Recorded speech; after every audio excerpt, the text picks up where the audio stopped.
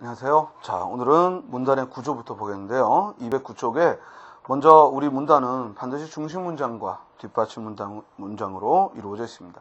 이론적으로 보면 그 중심 문장이 즉 맨 앞에 있는 두 갈식이 있고 또 맨 끝에 있는 미갈식, 그리고 또 중간에 위치하는 중갈식, 그리고 문두의 앞과 그리고 문단의 맨 뒤에 있는 양갈식이 있는데, 실질적으로 시험에서의 그 문단의 즉 주제문은 대체로 앞부분에 있다는 걸 지난 시간에도 강조를 했고요. 자, 하나의 문단이 이루어지기 위한 요건을 보겠는데요. 자, 먼저 문단이라는 건 이런 거죠. 여기 글이 있으면 글 속에 이렇게 맨 앞에 들여쓰기를 하는, 그지? 그래서 이렇게 맨 앞에 들여쓰기를 해서 나오게 되는 걸 우리가 문단이라고 해요. 그리고 이 각 문단은 각각의 뭘 가지고 있어요? 소주제를 가지고 있는 거예요. 그러니까 전체 글의 주제는 주제라고 하고, 그리고 문단의 주제는 이제 그에 비해서 소주제라고, 또는 그냥 하나의 문단만을 가리켜서 즉 주제가 뭐냐 이렇게 또 얘기를 하죠. 자, 이렇게 문단 하나, 둘, 셋이 있으면 또 각 문단은 각각 그것이 만들어지는 원리가 있는데, 그 각각의 문단은 반드시 중심 문장이 하나가 있게 돼요. 즉 하나의 중심 문장을, 즉 하나의 주제를 향해서 그 문단은 즉 유지가 되고 있고, 이를 우리가 통일성이라고 합니다. 즉 하나의 문단에는 하나의 중심 문장이 존재한다. 물론 이 중심 문장이 명시적으로 써 있기도 하지만 또 우리가 그 중심 문장을 이렇게 만들어낼 수도 있는데, 어찌됐든 즉 하나의 문단 속에는 하나의 주제가 들어있다. 이를 통일성이라고 합니다. 그리고 그 중심 문장을 뒷받침하는 그 뒷받침 문장들이 충분히 제시되어야겠다.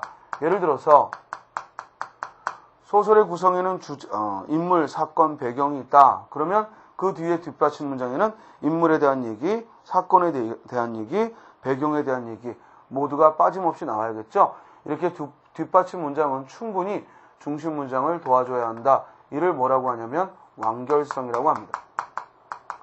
완결성이란 중심 문장에 충분한 뒷받침 문장이 있어야겠다는 얘기고, 그 다음 그 문장과 문장의 연결, 즉 문장과 문장의 연결은 매끄러워야겠다. 이를 일관성이라고 해요.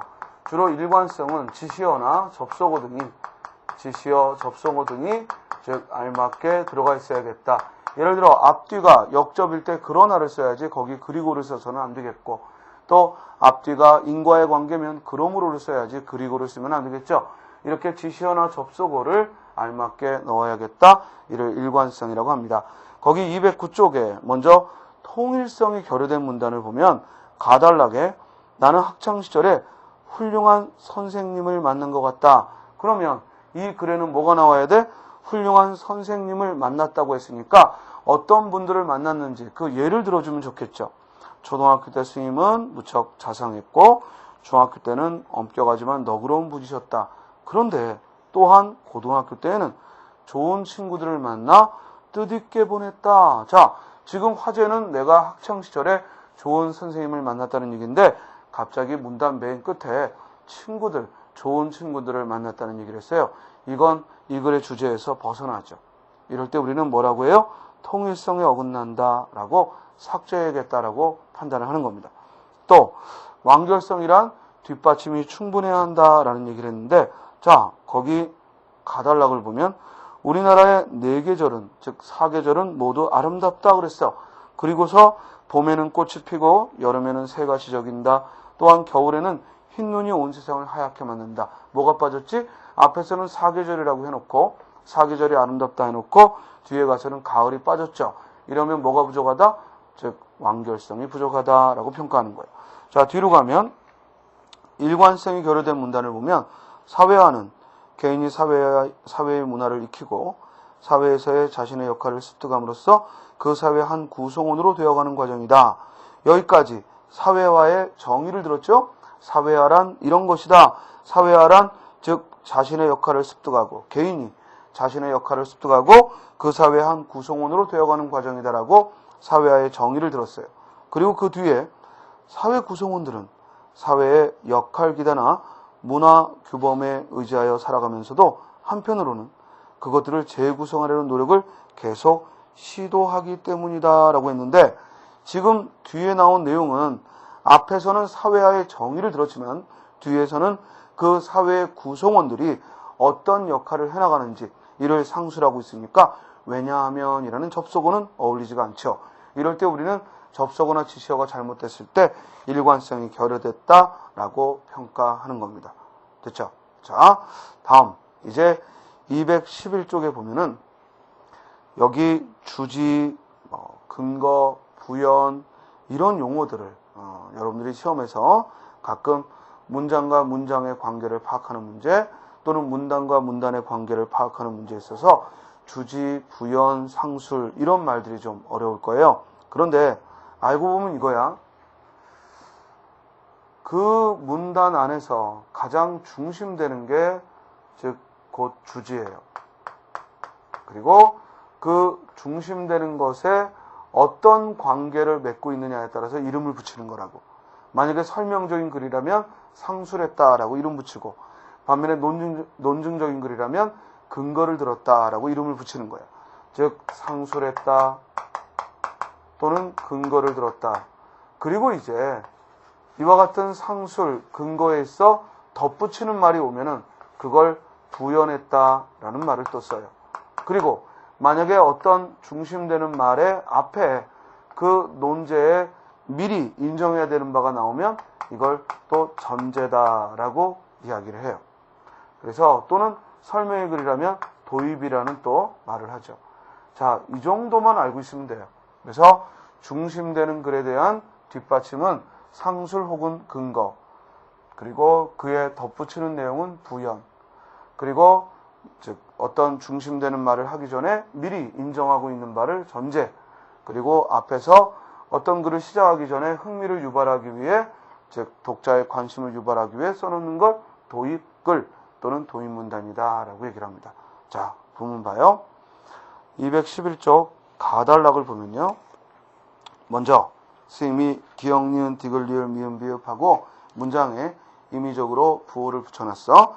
자, 먼저 기역을 보면 풍속하는 밑줄 치고 풍속하는.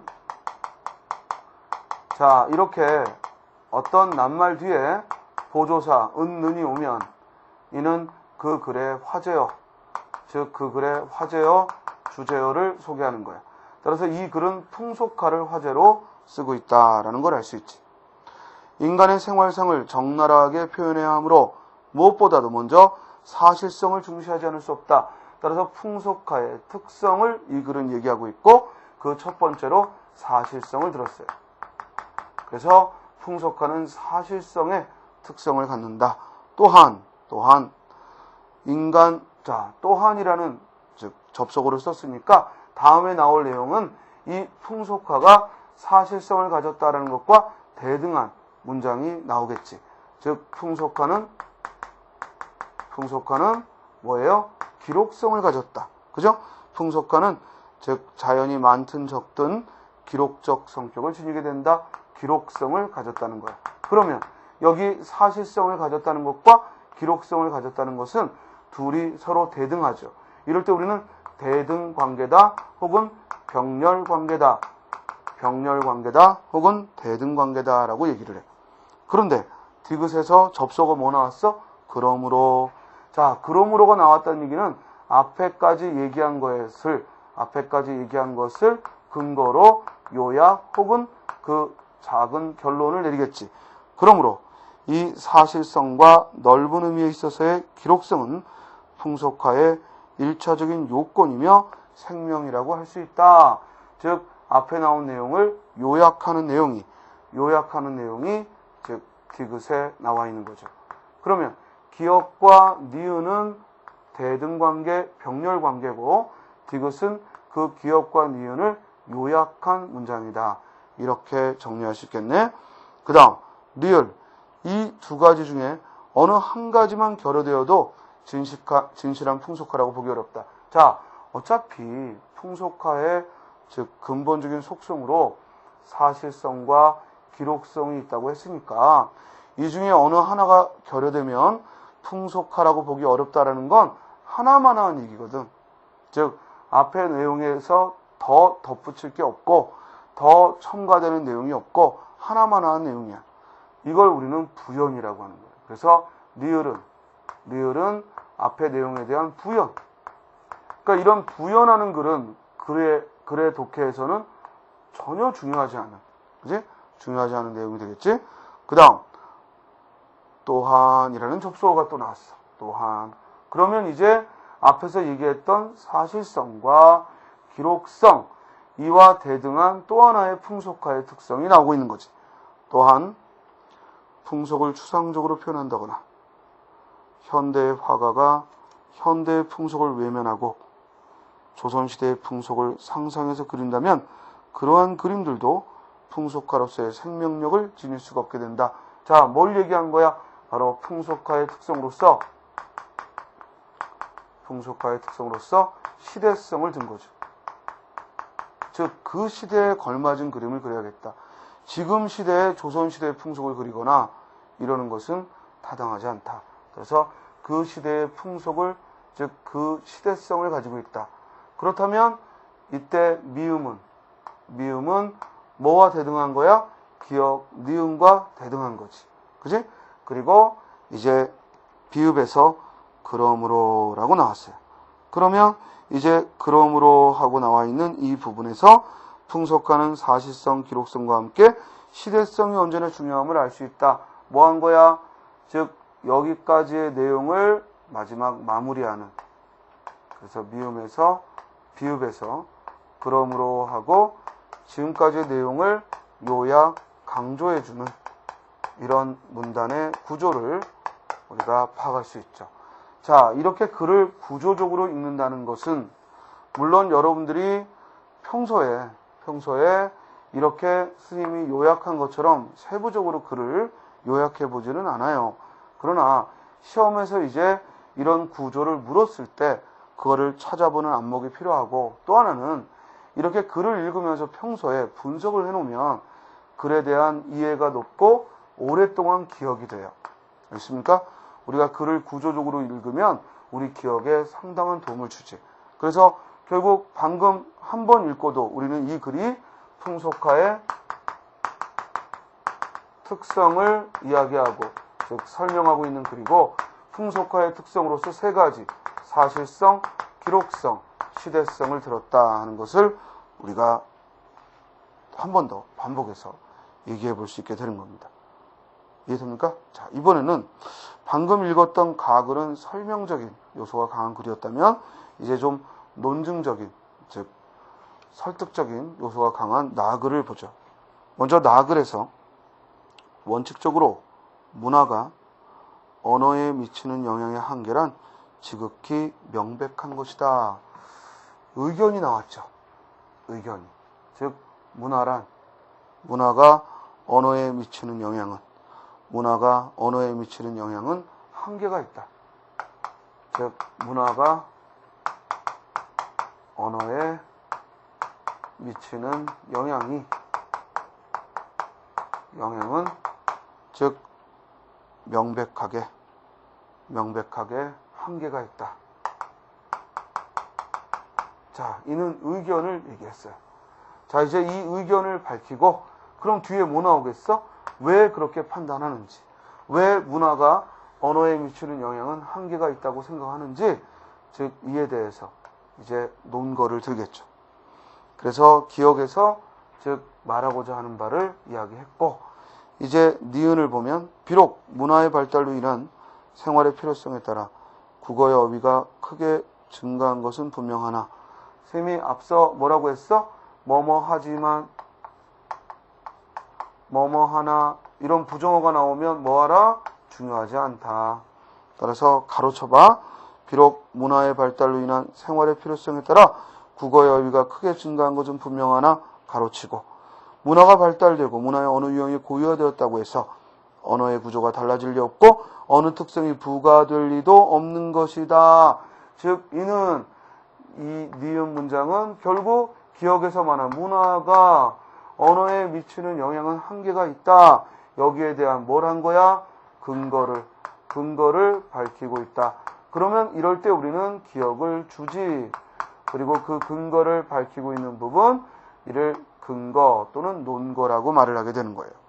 다음 디귿에서 어휘가 늘고 사용면의 기교가 문학기술과 아울러 발달된다 하여도 언어의 본질적인 성격의 변화를 일으키지는 못하는 것이다. 자, 이 말은 결국 근거에서 들었던 말에 대해서 덧붙여, 즉 하나만한 얘기를 덧붙여 얘기하고 있어. 이렇게 덧붙여 표현을 했는데 그것이 앞의 내용에 대해 즉 썩 중요하지 않고 하나만한 얘기를 하면 이걸 우리는 부연이다. 아까 설명에서도 부연이라는 것은 즉 별로 달라질 것이 없는 내용이 덧붙여 나오면은 부연이라고 했고, 논증적인 글에서도 덧붙여 나오는 글이 즉 크게 달라질 내용이 없다면 부연이라고 이야기를 하는 거죠. 그래서 이 부연은 과감하게 우리가 글을 읽으면서 즉 생략해도 관계없죠.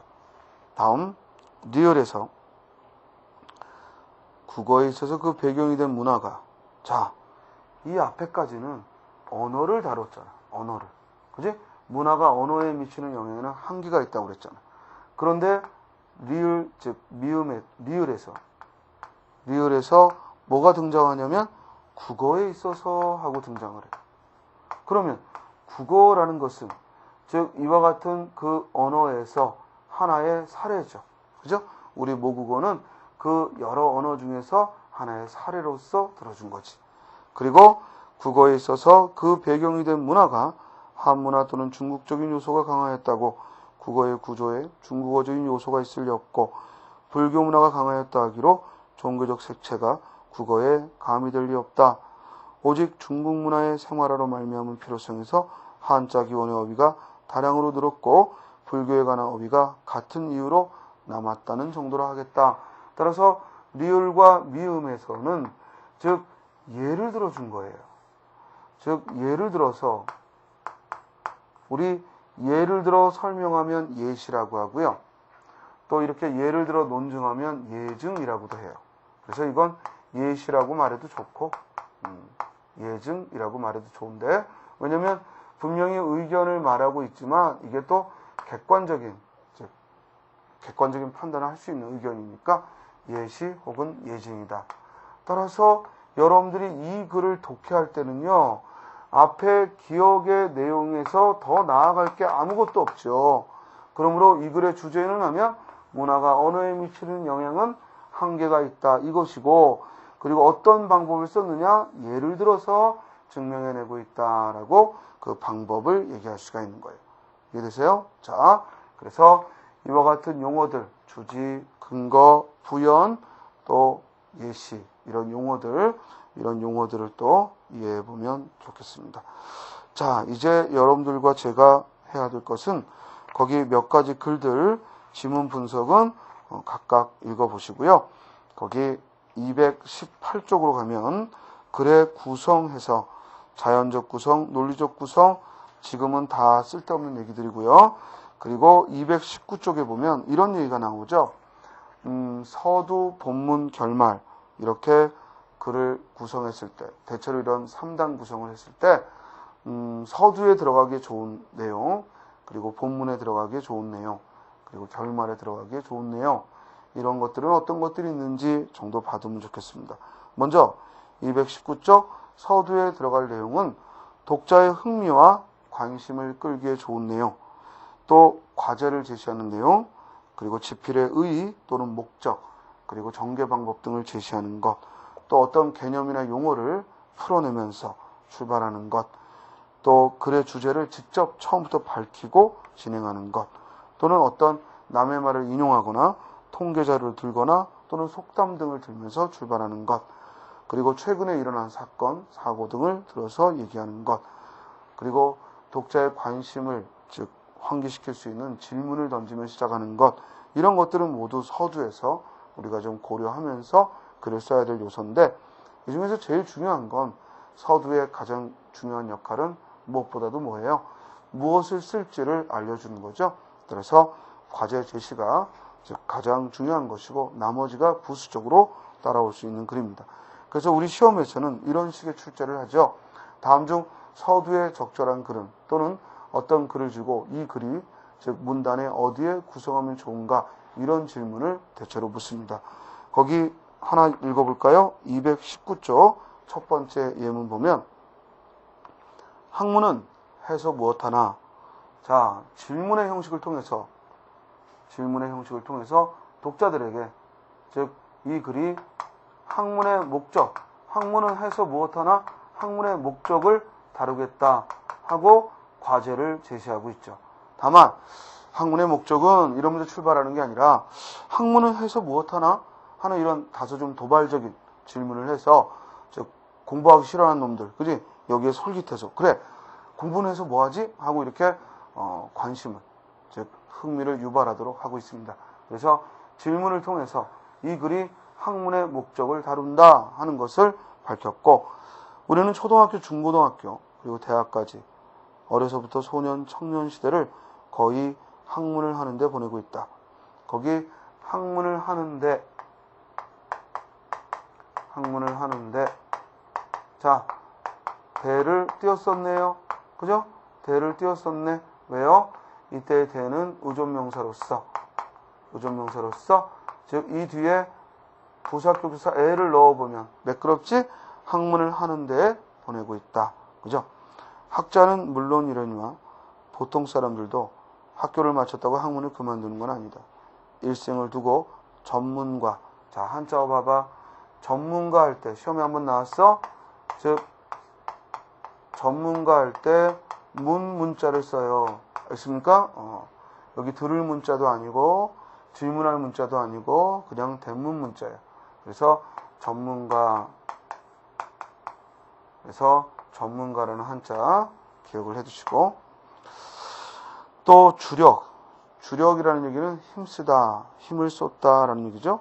따라서 전문과 주력의 정도 차이는 있을망정, 거기 있을망정 했을 때 이 리을망정은 어미예요. 그래서 뭐뭐일망정 어미라 항상 앞글에 붙여 쓰는 겁니다. 있을망정. 학문과 떠난 생활을 하는 건 아니다. 즉 죽는 날까지 배우는 것이 인생인 것도 같다. 학문이 없는 곳에 인생의 고귀함도 없을지도 모를 일이다. 자, 여기까지. 결국 이 글은, 즉 앞으로의 글이 학문의 목적을 다룬다 하는 그 과제를 제시하고 있는데, 다만 이제 독자의 주의를 끌도록 질문의 형식으로 글을 출발하고 있습니다. 됐죠? 하나 더 볼까요? 거기 219쪽 맨 아래에 문체와 사회라는 글을 보면 먼저 이렇게 설명적인 글은 정의부터 내리면서 출발한단 말이에요. 문체란 흔히 개성적 표현을 의미한다. 그러나 이것이 전부는 아니다. 이는 문장 양식을 의미하며 밑줄 쳐요. 유형적 문체와 개성적 문체로 대별되기 때문이다. 그래서 여기까지 문체를 즉 화제로 삼고 있다는 얘기고, 그리고 문체는 우리가 개성적 문체만이 아니라 개성적 문체와 그리고 유형적 문체가 있다. 개성적 문체와 유형적 문체가 있다. 이렇게 두 가지로 나누어 볼 수 있다라고 얘기하고 있죠. 그럼 우리 앞에서 배웠던 설명의 방법 중 문체는 개성적 문체와 유형적 문체가 있다. 뭐 한 거야? 구분한 거지. 즉 문체를 그 종류 두 가지로 나누었으니까 구분의 설명 방법을 취했네요. 그런 다음 유형적 문체란 하고 다음 문단에서 유형적 문체의 개념을 얘기했어. 그리고 유형적 문체가 이제 이 글에서의 중심된 내용으로 설명될 것이라는 걸 짐작하게 하죠. 많은 표현에 공통되는 어떤 문체상의 특수성이 인식될 때 이를 가리킨다. 표기 형식이나 어휘, 어법, 수사, 문장 형식에 따라 여러 가지 유형적 문체가 이루어지고 시대나 지역사회에 따라 다른 유형적 문체가 이루어지기도 한다. 이에 대해 개성적 문체란, 자, 앞에서 개성적 문체와 유형적 문체가 있다는 얘기를 했고, 두 번째 문단에서는 유형적 문체의 정의와 그리고 개성적 문체의 정의를 들었어요. 그런데 봐봐. 이 글에서 본래는 문체하면 우리가 개성적 문체를 떠올리기 쉬운데, 즉 유형적 문체도 있다. 그래서 이 글의 화제가 유형적 문체를 좀 더 설명하고 싶어 하는 것인데, 그러니까 밑에 두 번째 단락에서 요 순서로, 즉 개념을 들지 않고 유형적 문체를 먼저 들고 그리고 개성적 문체를 들었어. 그러면 이렇게 순서를 앞에서 들어줬던 종류의 순서와 바꿔 얘기했다는 것은 이 필자가 말하고 싶은 것이 사실은 유형적 문체를 말하고 싶었던 거고, 그리고 개성적 문체는 즉 이에 대해 이 유형적 문체와의 차이를 들기 위해 들었다라고 보는 것이 좋겠죠. 따라서 두 번째 단락은 어떤 설명 방법을 취했다? 바로 대조의 방법을 취했지. 어디서 알 수 있냐면 이에 대해라는 구절, 이에 대해 개성적 문체란 어떤 표현의 특수성이 유형을 띠지 아니하고 독자적인 성격을 지니는 경우를 가리킨다. 이는 작가와 작품에 국한되지 않고 넓게는 특정한 필자와 문장에 나타난다 라고 해서, 즉 두 번째 단락은 유형적 문체와 개성적 문체의 차이를 들어 설명했습니다. 자, 그래서 이 글도 이렇게 어떤 개념 정의가 나오고 있는 글은 글의 서두에 적절하다라는 거죠. 그리고 그 아래 예문 기미 독립선언서처럼 아예 처음부터 주제물을 직접 드러내고 출발하기도 하죠. 5등은 자해와 조선의 독립국인과 조선인의 자주민임을 선언하노라. 즉 우리는 이에 조선이 독립국이라는 것과 조선인이 자주민이라는 것을 선언한다. 이것이 바로 기미독립선언서의 내용이고 기미독립선언서의 주제죠. 그런 다음 그 뒤에 차로서, 이로써, 즉 세계 만방에 알려 인류평등의 대의를 분명히 밝히고 차로서 자손 만대까지 깨우쳐 주어 즉 민족 자존의 정권을 영육케 하노라. 바로 그 독립선언의 즉 배경을 들었죠. 그래서 이 기미독립선언서의 첫 단락은 즉 우리 조선은 독립국이다라는 것을 주장하고, 그리고 그 독립선언의 배경으로서 취지로서 인류평등의 대의를 극명하고 싶고, 그리고 민족 자존의 정권을 영육케 하려는 것이다 하고 독립선언의 취지를 밝혔어요. 자, 이렇게 글의 서두부터 세게 딱 주장을 펴고 그러면서 출발하는 글도 있다라는 얘기입니다. 자, 그리고 마지막 결말에서는요, 대체로 본문에서 상술한 걸 요약 정리하거나 또는 주제를 강조하거나 그리고 앞으로 남아있는 전망 이를 쓰기도 하죠.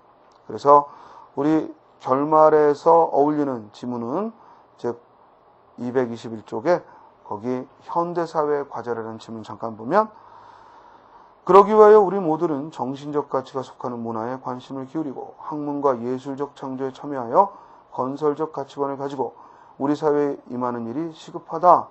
신라의 문화가 불교에 의한 통일된 가치관에 탄생되었으며 조선시대의 문화가 유교 전통에서 이루어진 것이라면 지금 우리에게 필요한 것은 우리 모두의 문화적 참여와 그에 따르는 가치관의 확립이다. 밑줄 쳐 문화적 참여, 가치관의 확립.